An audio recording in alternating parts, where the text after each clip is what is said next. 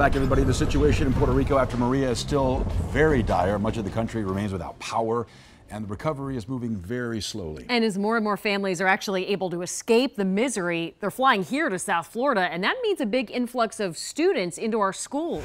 Local 10's Carlos Suarez is live with more.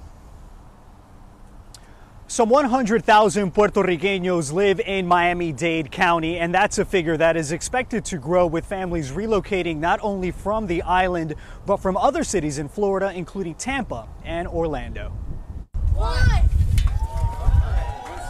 With shovels in hand, the folks at Scott Lake Elementary in Miami Gardens had reason to celebrate Thursday. The school is undergoing $3.5 million in upgrades that'll include the construction of 18 new classrooms. This is my neighborhood school.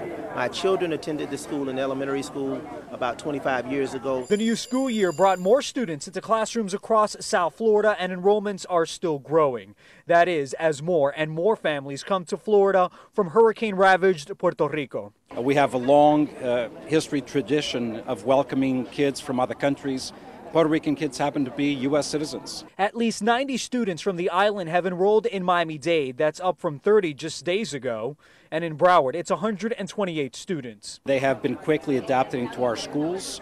I've had direct conversations with the Secretary of Education in Puerto Rico, and we are working through the seamless transition of kids from Puerto Rico into the South Florida community. School administrators in Puerto Rico said it'll be weeks, if not months, before some of the island's 350,000 students can return to class. A good number of them will come to the U.S. to live with relatives. An estimated 6,000 Puerto Ricanos have arrived by air and sea in Miami, Fort Lauderdale, and Orlando. And school leaders have already asked lawmakers to waive caps on class sizes, and they've made it clear they'll need more money and resources to handle the influx of students. As soon as flights, commercial flights, are fully restored from San Juan to Miami, we expect that number to grow dramatically into the hundreds, if not thousands.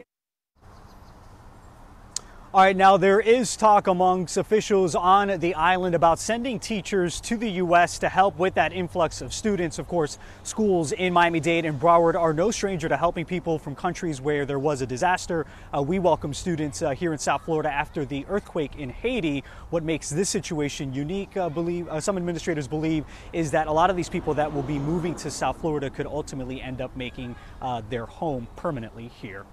We are live in Miami Gardens. I'm Carlos Suarez, Local 10 News.